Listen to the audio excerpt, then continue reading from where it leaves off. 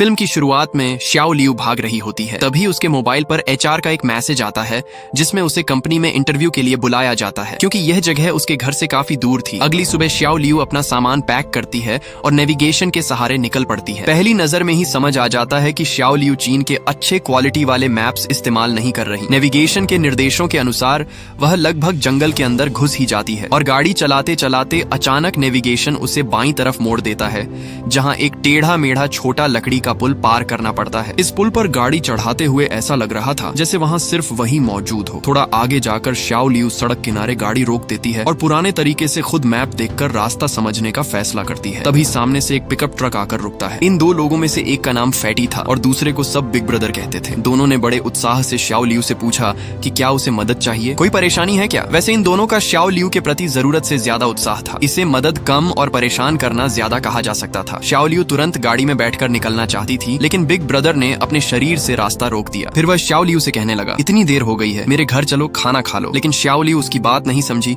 और सीधे उसका हाथ घायल कर दिया। श्याओ लियू भी कोई साधारण लड़की नहीं थी। उसने जोरदार हमला करके बिग ब्रदर को अच्छी तरह पीट दिया। तभी फैटी ने पीछे से आकर सीधे श्याओ लियू को पकड़ लिया। श्याओ लियू ने अपनी कमर वाले बैग से चाकू निकाला, लेकिन फैटी इतना मोटा था कि चाकू का उस पर ज्यादा असर ही नहीं हुआ। इसके बाद दोनों जमीन पर गिर पड़े। जब बिग ब्रदर मदद करने आगे आया तो श्याओ लियू ने उसे जोरदार लात मार दी। उसी दौरान उसके हाथ का चाकू भी दूर जा गिरा। जैसे ही श्याओ लियू वहां से भागने लगी, फैटी ने चाकू से उसके पैर में वार कर दिया। हालांकि श्याओ लियू घायल हो गई, लेकिन फिर भी वह वहां से भागने में सफल रही। जंगल के अंदर दोनों लोग उसकी तलाश करने लगे। काफी देर भागने के बाद श्याओ लियू थक चुकी थी। उसके पास खाने के लिए कुछ नहीं था, इसलिए वह सिर्फ पानी पीकर आराम करने लगी। और सबसे बड़ी बात, उसका मोबाइल भी गाड़ी में ही छूट गया था। शाम होने लगी थी। उसने फिलहाल सोने के लिए एक जगह ढूंढ ली। दूसरी तरफ कहानी पुलिस के पास पहुंचती है। पुलिस चीफ को एक कॉल आता है कि सड़क किनारे एक गाड़ी खड़ी मिली है। पुलिस चीफ वहां पहुंचकर गाड़ी की तलाशी लेता है, लेकिन उसे मालिक के बारे में कोई जानकारी नहीं मिलती। फिर उसे जमीन पर जमा हुआ खून दिखाई देता है। इसके बाद पुलिस चीफ बिग ब्रदर के घर पहुंचता है, क्योंकि आसपास वही एक घर था। वह उससे पूछता है कि क्या उसे सड़क किनारे खड़ी उस गाड़ी के बारे में कुछ पता है। फिर उन्होंने लियू की कार उठाकर जंगल में फेंक दी। उसी वक्त वहां से गुजर रहे लियू ने यह सब देख लिया। दोनों के जाने के बाद लियू ने अपनी कार की छत पर रखा फोन ढूंढ लिया। अच्छी बात यह थी कि फोन में अभी थोड़ी बैटरी बची हुई थी। बुरी बात, जैसा तुम सोच रहे हो, वह घने जंगल के बीच फंसा हुआ था। फोन में बिल्कुल भी सिग्नल नहीं आ रहा था। लियू उन दो लोगों से छिपते हुए फोन को हवा में उठाकर सिग्नल पकड़ने की कोशिश कर रहा था, लेकिन सिग्नल नहीं आया और फोन की बैटरी भी खत्म होने लगी। बेबस लियू आखिर अपनी माँ के लिए आखिरी मैसेज रिकॉर्ड करने लगा। माँ, शायद ये आखिरी बार है जब आप मेरी आवाज सुन रही हैं, क्योंकि मेरी बात खत्म होने से पहले ही फोन बंद हो जाएगा। इतना कहते ही फोन बंद हो गया। लियू दर्द से रो पड़ा। मैं इतना बदकिस्मत क्यों हूँ, सिर्फ नौकरी के इंटरव्यू के लिए निकला था और मेरे साथ यह सब हो गया। इसके बाद लियू फिर सड़क पर चलने लगा, लेकिन उसके पैर की चोट लगातार बढ़ती जा रही थी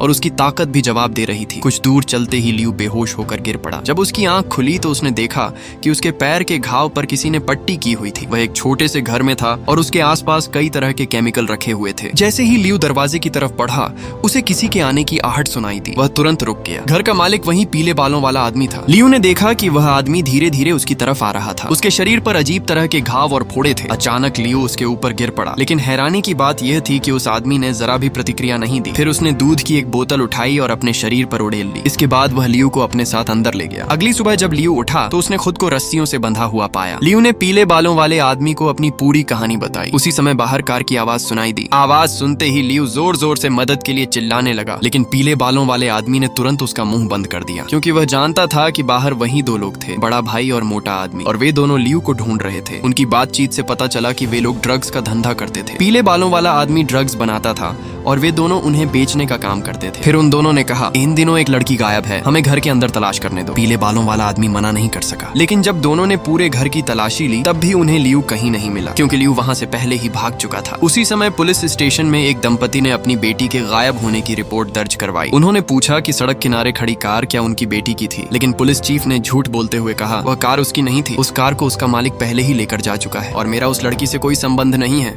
फिर उन दोनों ने जल्दी जल्दी जांच शुरू कर दी। शाम होते ही पीले बालों वाला आदमी फिर से छोटे लियू को वापस ले आया। छोटे लियू ने उससे कहा, अंकल मुझे जाने दो, मैं कसम खाता हूँ कि तुम लोग जो कर रहे हो उसके बारे में किसी को नहीं बताऊंगा। पीले बालों वाले ने कहा, ठीक है, तुम्हें छोड़ देता हूँ। यहाँ से छोटा शहर 10 किलोमीटर से भी ज्यादा दूर है। अगर तुम्हें बड़ा भाई और मोटा आदमी ढूंढ लें तो इस वीराने से जिंदा निकलना मुश्किल होगा। फिर उसने कहा, असल में तुम्हें चिंता करने की जरूरत नहीं है। कुछ दिनों बाद मैं खुद तुम्हें यहाँ से बाहर छोड़ दूंगा। अकेले पैदल जाने से ज्यादा सुरक्षित रहेगा। इसके बाद कैमरा बड़े भाई की तरफ घूमता है। वे लोग आटे के नाम पर यह धंधा कर रहे थे। उनके पीछे जरूर कोई बड़ा आदमी था। बड़े भाई को यकीन नहीं हो रहा था कि वह पुलिस चीफ ही है। उधर पुलिस चीफ ने उन्हें आदेश दिया कि लड़की को जितनी जल्दी हो सके ढूंढो। उसने कहा, तुम्हें खुद भी संभल कर खेलना होगा वरना तुम भी फंस जाओगे। एक और दिन बीत गया। पुलिस चीफ ने केस संभाल रहे अपने अधीन अधिकारी को जानबूझकर कहा कि वह वापस जाकर अपनी पत्नी और बच्चों के साथ खाना खाए। असल में वह समय बर्बाद कर रहा था ताकि बड़े भाई और मोटे आदमी को छोटे लियो को ढूंढने का समय मिल सके। खाना खाने के बाद अधीन अधिकारी वापस आया। जैसे ही वह अंदर घुसा, उसने पुलिस चीफ को फोन पर बात करते हुए सुना। बातचीत में छोटे लियो का जिक्र हो रहा था। पुलिस चीफ कह रहा था, मैं तुम्हारी मदद करना शुरू कर चुका हूँ, तुम लोग उसे बचकर जाने नहीं दे सकते। जब पुलिस चीफ ने अपने अधीन अधिकारी को आते देखा तो उसकी आवाज घबराई हुई और गुस्से से भरी हुई थी। उसने जल्दी से सफाई देते हुए कहा, गलत मत समझो, मैंने तुम्हारे दूसरे साथी को कुछ सुराग ढूंढने भेजा है। लेकिन अधीन अधिकारी भी पुलिस वाला था। उसने तुरंत समझ लिया कि कुछ गड़बड़ है। उसने कहा, आप किससे बात कर रहे थे? सच्चाई समझते ही वह तुरंत पुलिस स्टेशन छोड़कर जाने लगा। लेकिन पुलिस चीफ भी उसके पीछे निकल पड़ा। अधीन अधिकारी ने अपनी बंदूक निकाल ली, लेकिन पुलिस चीफ भी बेरहम था। उसने गोली चलाकर अपने ही अधीन अधिकारी को मार डाला। रात होते ही पुलिस चीफ ने बड़े भाई और मोटे आदमी को आदेश दिया कि वे लाश को ठिकाने लगा दें, बाकी सब वह खुद संभाल लेगा। साथ ही उसने कहा कि छोटे लियो को जल्द से जल्द ढूंढना जरूरी है। अगले दिन उनका बॉस आया और पूछने लगा कि अधीन अधिकारी कहाँ है। उसने कहा, कल दोपहर से वह दिखाई नहीं दिया, उसकी पत्नी भी उसे ढूंढ रही है। पुलिस चीफ ने झूठ बोलते हुए कहा, मुझे नहीं पता, वह कल दोपहर यहाँ से गया था और फिर वापस नहीं आया। इसके बाद बॉस ने छोटे लियो के गायब होने वाले केस की जिम्मेदारी खुद संभाल ली और पुलिस चीफ को अधीन अधिकारी को ढूंढने का काम दे दिया। साफ था कि अब बॉस को पुलिस चीफ पर शक होने लगा था। इसी बीच पुलिस चीफ पीले बालों वाले आदमी के घर पहुंचा। उसे शक था कि छोटे लियो वहीं छिपा हुआ है। वह किसी बहाने से घर के अंदर जाकर देखना चाहता था, लेकिन पीले बालों वाले ने उसे सीधे मना कर दिया। उसने कहा कि वह नहीं चाहता कोई उसके काम में दखल दे। जब पुलिस चीफ ने देखा कि पीले बालों वाले के हाथ में बंदूक है तो उसने कोई जल्दबाजी नहीं की और चुपचाप वहां से निकल गया। फिर वह बड़े भाई और मोटे आदमी के पास पहुंचा और उनसे कहा कि उसे पूरा यकीन है कि छोटे लियो वहीं छिपा हुआ है। कंफर्म हो गया कि श्याओ लियो अपने घर पर है और हुआंग माओ ने भी बंदूक लेकर खुद को धमकाया कि कुछ देर तक किसी को अपने घर में घुसने नहीं देगा। तभी ये दोनों लोग पहले हुआंग माओ के घर आए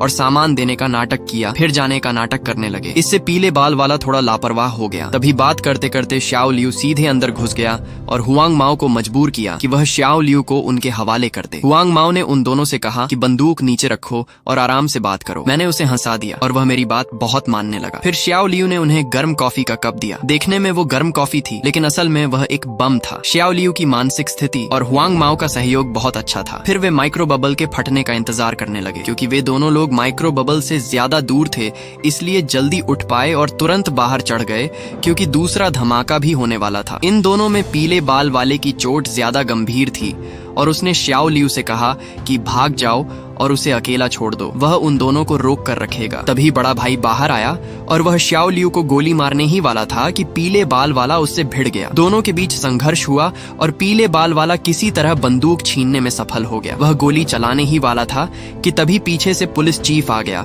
और उसने पीले बाल वाले को मार गिराया और बड़े भाई को बचा लिया। फिर उसने तुरंत बड़े भाई से कहा कि वह उसके साथ मिलकर श्याओ लियो का पीछा करे। लेकिन जब बड़े भाई ने बंदूक उठाई तो उसने देखा कि पुलिस चीफ खुद उस पर बंदूक तान रहा है। क्या मतलब, क्या तुम मुझे खत्म करना चाहते हो? अब जब तुमने देख ही लिया है तो साफ साफ कह देता हूँ, माफ करना बड़े भाई, मैं ये सब अपने लिए कर रहा हूँ। मैंने आटा चावल वाले को मार दिया और श्याओ लियो को नहीं पता कि मैं तुम्हारे साथ हूँ। जब मैं श्याओ लियो को ढूंढ लूंगा तो उसे भी खत्म कर दूंगा और कह दूंगा कि ये सब तुमने किया था। तब मैं अपनी पुलिस की नौकरी भी बचा लूंगा, मेरे पुराने कामों का भी पता नहीं चलेगा और मुझे प्रमोशन भी मिल जाएगा। ओह, कितना परफेक्ट प्लान है। बड़े भाई की मौत के बाद पुलिस चीफ सड़क के रास्ते चला गया। कुछ देर बाद उसे श्याओ लियो मिला जो अभी तक पूरी सच्चाई से अनजान था। वह पुलिस चीफ की गाड़ी में बैठ गया। कुछ देर बाद सड़क पर गाड़ी रुक गई। तभी श्याओ लियो को भी कुछ गड़बड़ महसूस हुई, लेकिन पुलिस की गाड़ी से बचने के लिए उसे फिलहाल पुलिस चीफ के साथ जाना पड़ा। पुलिस चीफ उसे एक नदी के किनारे ले गया और जबरदस्ती पानी में उतार दिया। फिर उसका सिर दबाकर उसे मारने की कोशिश करने लगा। मौत के उस पल में श्याओ लियो ने पास में गिरी हुई एक लोहे की रॉड देखी। उसने उसे उठाया और पुलिस चीफ के पैर पर दे मारा, फिर उसे पानी में धक्का दे दिया। आखिर में पुलिस चीफ नदी में मर गया और श्याओ लियो किसी तरह बाहर चढ़कर सड़क पर आ गया। तभी पुलिस भी वहां पहुंच गई। फिल्म यहीं खत्म होती है। आखिर में बस 2 लाइनें कहना आसान है। लड़की रास्ते के सामने खो जाती है और इंसान पैसे के लालच में अंधा हो जाता है। 2 बुरे लोग उसे रोकने आए और काले शीशे के पीछे छिपा सच आखिर अकेला जाग उठा। लंबे समय तक खतरे में रहने के बाद सब कुछ खत्म हो गया।